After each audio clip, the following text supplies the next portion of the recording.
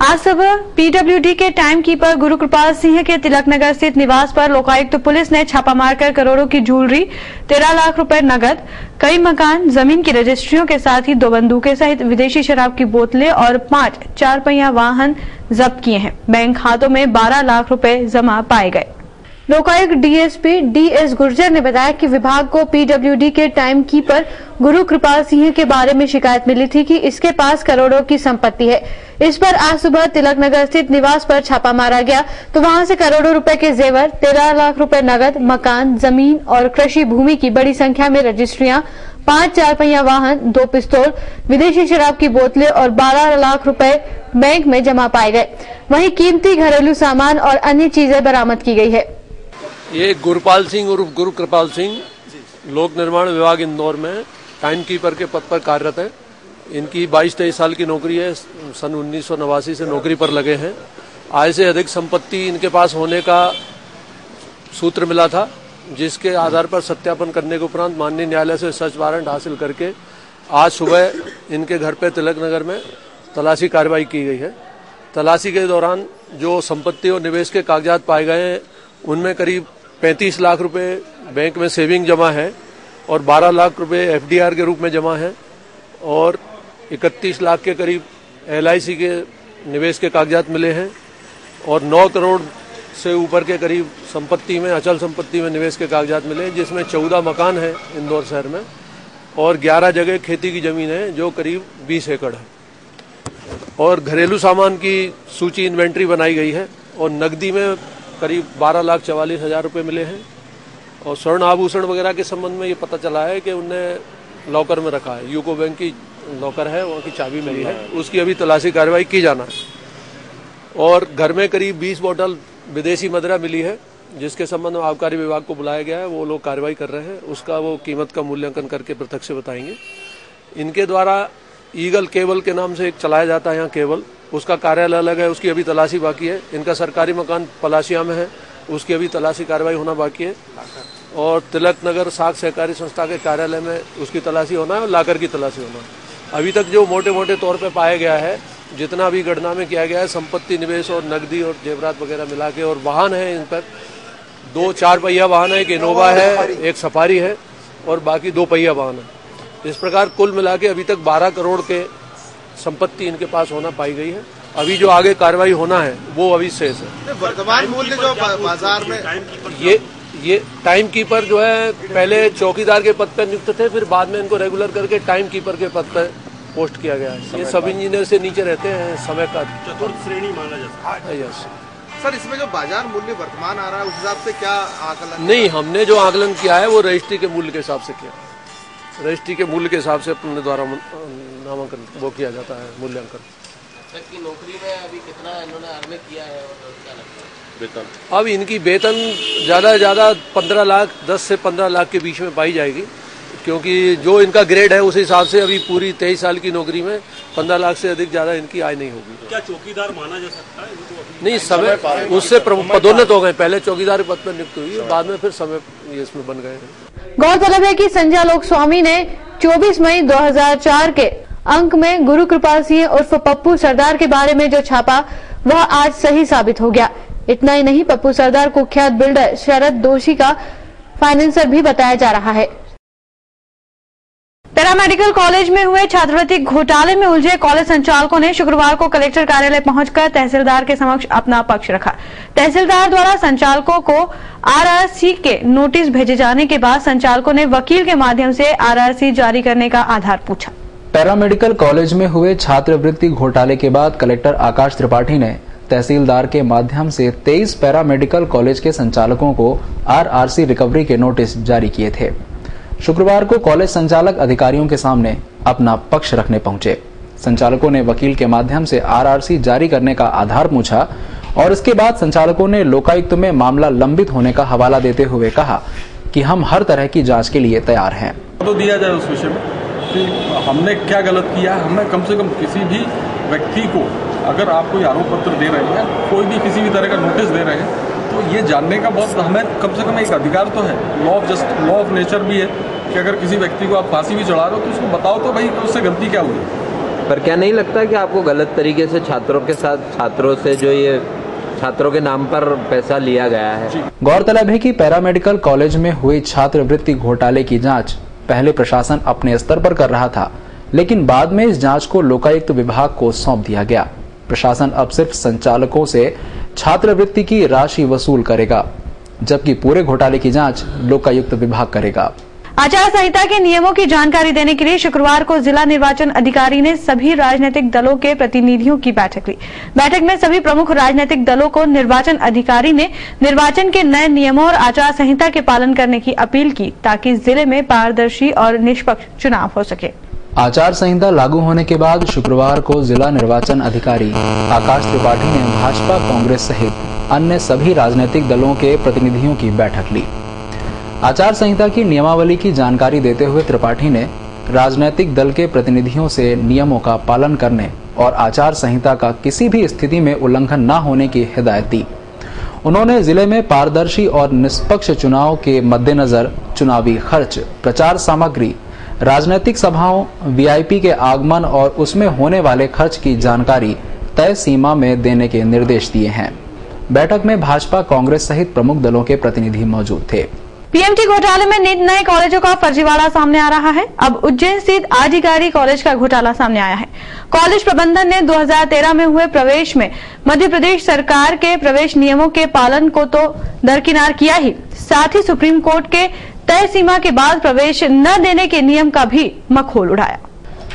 प्रदेश में मेडिकल के कई मामलों का खुलासा करने वाले आरटीआई एक्टिविस्ट और हेल्थ एक्सपर्ट डॉक्टर आनंद राय ने उज्जैन के निजी मेडिकल कॉलेज फर्जीवाड़े को उजागर किया है। डॉक्टर राय के मुताबिक आरडी गार्डी कॉलेज में 2013 में हुए प्रवेश में सरकार के नियमों की धज्जियां उड़ाई गई हैं। राज्य सरकार के नियम के अनुसार पीएमटी पास 63 छात्रों को कॉलेज में प्रवेश मिलना चाहिए था, जबकि कॉलेज प्रबंधन ने सिर्फ 57 छात्रों को ही एडमिशन दिया और बाकी मैनेजमेंट कोटे के तहत भर्ती की गई। इस भर्ती के बाद पीएमटी घोटाले में नाम आने पर पिछले साल अक्टूबर में 5 छात्रों को कॉलेज से बाहर कर दिया गया। डॉक्टर राय ने बताया कि सुप्रीम कोर्ट के निर्देश के मुताबिक सितंबर के बाद कॉलेज में प्रवेश नहीं दिया जा सकता, लेकिन कॉलेज प्रबंधन ने अक्टूबर में 5 छात्रों को निकालने के बाद भी एडमिशन दिए। कॉलेज और इंडेक्स मेडिकल कॉलेज ने जिस तरीके से राज्य कोटे की सीटों को मैनेजमेंट कोटे से भरा था, इसकी जानकारी जुटाई गई थी, घोटाला उजागर किया गया था, उसकी शिकायत डीजीपी और चीफ सेक्रेटरी को की गई थी। उसी कड़ी में आज मेरे द्वारा RD Gardi medical college Ujjain के 2013 सत्र में कितनी सीटों पर मैनेजमेंट कोटे से प्रवेश दिया गया और कितनी सीटों पर राज्य कोटे से प्रवेश दिया गया, इसकी जानकारी जुटाई गई है। जो जानकारी आई है उसके अनुसार मात्र 57 सीट्स पर राज्य कोटे से प्रवेश दिया गया, जबकि नियमानुसार 63 सीट्स पर राज्य कोटे से प्रवेश देना चाहिए था। साथ ही 2 सीटें विकलांगों के लिए आरक्षित थी। आरडी गार्डी मेडिकल कॉलेज में विकलांगों को भी प्रवेश नहीं दिया गया। इस सब की जानकारी मेरे द्वारा आज जुटाई गई है। 11 अक्टूबर को डीएमई द्वारा एक पत्र लिखा गया था और पीएमटी फर्जीवाड़े में शामिल 5 छात्रों की जानकारी आरडी गार्डी मेडिकल कॉलेज को दी गई थी। आरडी गार्डी मेडिकल कॉलेज ने इन 5 छात्रों को वहां से निष्कासित किया और सुप्रीम कोर्ट की तय समय सीमा जो कि 30 सितंबर होती है, उसके बाद इन खाली सीटों पर भी प्रवेश दे दिए। तो 2 तरीके से आरडी गार्डी मेडिकल कॉलेज ने उल्लंघन किया। एक तो 30 सितंबर के बाद कुछ छात्रों को प्रवेश दिया, दूसरा डॉक्टर राय अब इस मामले की शिकायत उच्च अधिकारियों को करेंगे। लोकसभा निर्वाचन के मद्देनजर जिले का निर्वाचन दल भी तैयारियों में जुट गया है। शुक्रवार के प्रशासनिक संकुल में चुनाव संबंधी महत्वपूर्ण बैठक आयोजित की गई। इस बैठक में सर्विलेंस टीम और उड़न दस्तों के सभी दलों को भारतीय निर्वाचन आयोग के चुनाव संबंधी आवश्यक दिशा निर्देश देने के साथ ही नए नियमों की भी जानकारी दी गई। बैठक में जिले के प्रशासनिक और पुलिस अधिकारी मौजूद थे। लोकसभा के चुनाव का ऐलान होते ही प्रशासन और जिला निर्वाचन विभाग भी अपनी तैयारियों में जुट गया है और अब प्रशासनिक और चुनावी बैठकों का दौर शुरू हो चुका है। इसी क्रम में शुक्रवार को कलेक्टर कार्यालय में चुनाव संबंधी आवश्यक बैठक आयोजित की गई। बैठक में प्रशासनिक अधिकारियों को चुनावी प्रक्रिया में नए और पुराने नियमों की जानकारी देते हुए कलेक्टर आकाश त्रिपाठी ने पिछले चुनाव की कमियों को दूर करने और निर्वाचन प्रक्रिया पारदर्शी और निष्पक्ष बनाने के प्रयास करने की बात कही।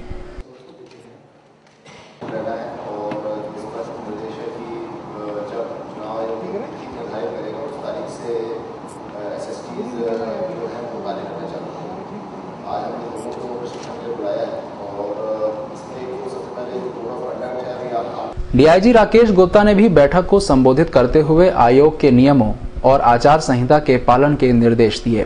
गुप्ता ने कहा कि आचार संहिता का उल्लंघन करने वालों से सख्ती से निपटा जाएगा।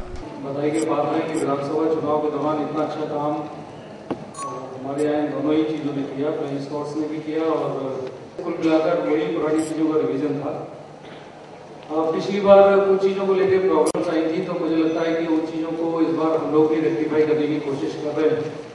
जैसे एक बड़ी समस्या इस बात की थी कि कुछ फ्लाइंग स्क्वाड्स या एसएसटीज को बल मिलने में, थोड़ी पुलिस बल मिलने में समस्या रही थी।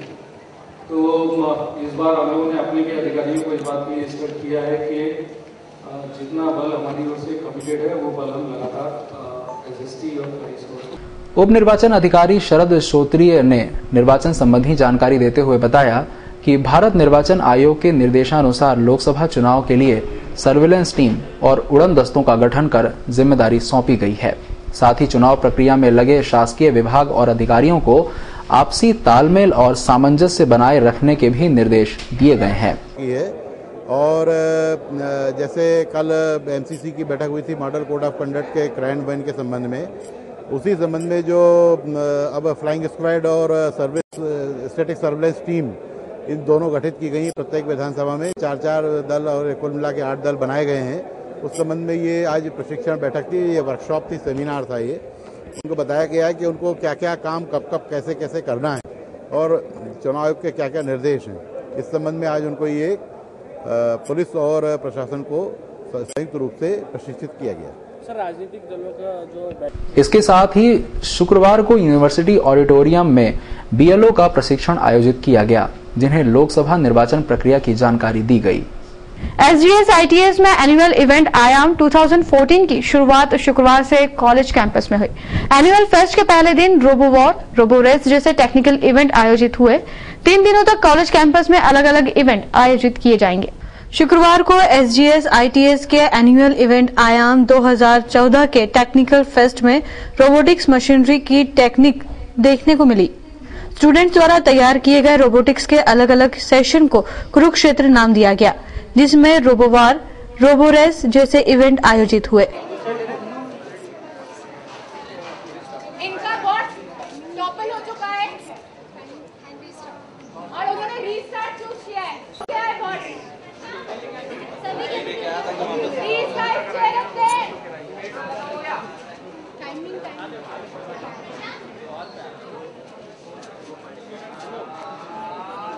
On guys. एसजीएस आईटीएस के आयाम 2014 में कुरुक्षेत्र में अलग अलग इवेंट में स्टूडेंट ने बढ़ चढ़कर हिस्सा लिया। यह इवेंट कॉलेज कैंपस में अलग अलग ब्रांच के स्टूडेंट्स के लिए आयोजित किया गया। फेस्ट हो रहा है और टेक्निकल फेस्ट, इसका नाम आयाम है। आयाम के अंदर एक हमारे कॉलेज का अपना एक रोबोटिक्स क्लब है जिसका नाम एसआरसी है, एसजीएस आईटीएस रोबोटिक्स क्लब। उसके अंदर एक इवेंट हो रही है जिसका नाम कुरुक्षेत्र है। उसमें 3 इवेंट्स हैं, एक रोबोवॉर है, रोबोरेस है और एक एग्जीबिशन है। रोबोवॉर है जिसका नाम हमने द्वंद रखा है, उसका एरिना पीछे बना हुआ है। रोबोरेस है जिसका नाम सारथी है और तीसरा टैक आरोहण जो 8 तारीख को। किस तरह का डिपार्टमेंट इसमें इन्वॉल्व है? इसमें ये पूरे ओपन, सारी ब्रांचेस के लिए ओपन है। मेनली इसमें electronics and telecommunication, computer science, electrical, IT, CS, सारी। और कंपाउंड में और किस तरह के इवेंट्स हो रहे हैं? इस वाले जो एसआरसी वाला कंपाउंड है इसमें 3 इवेंट्स होने वाली हैं जो मैंने बताया आपको, एक रोबोवॉर, रोबोरेस और एग्जीबिशन। और कॉलेज ग्राउंड में और कॉलेज कैंपस में और किस तरह के इवेंट्स हो रहे हैं? इसके अलावा पूरे कॉलेज में हर तरीके की इवेंट हो रही है। हर एक डिपार्टमेंट अपने अपने इवेंट करा रहा है, स्पोर्ट्स से related, marathon. SGS ITS campus में 6 से 9 मार्च के बीच टेक्निकल, सोशल और कल्चरल नाइट के इवेंट आयोजित होंगे। 9 मार्च को कॉलेज के स्टूडेंट्स मैराथन दौड़ भी आयोजित करेंगे। यूनाइटेड स्टेट ऑफ अमेरिका के काउंसलर जनरल शुक्रवार को इंदौर में थे। उन्होंने इंदौर की शान कहे जाने वाले राजबाड़ा का दौरा कर इंदौर के होलकरकालीन इतिहास और मालवा की संस्कृति को सूक्ष्मता से जाना। अमेरिका के काउंसलर जनरल पीटर हॉक शुक्रवार को इंदौर में थे। अपने इंदौर दौरे के दौरान उन्होंने संपूर्ण राजवाड़े का दौरा किया, होलकरकालीन इतिहास को गंभीरता से जाना। राजबाड़ा का दौरा करने के साथ पीटर हॉक ने राजबाड़ा के साथ साथ मालवा की संस्कृति की प्रशंसा करते हुए कहा कि इंदौर एक विकसित शहर है। यहाँ पर व्यापार व्यवसाय की अपार संभावनाएं हैं। जल्दी विदेशी कंपनियां अपना व्यापार भारत के साथ साथ इंदौर में शुरू करेगी। Really feel the vibrancy, the economic growth, the opportunities for investment, the cultural heritage, the number of students, and really the friendship with the United States. It's been a fantastic trip to come here.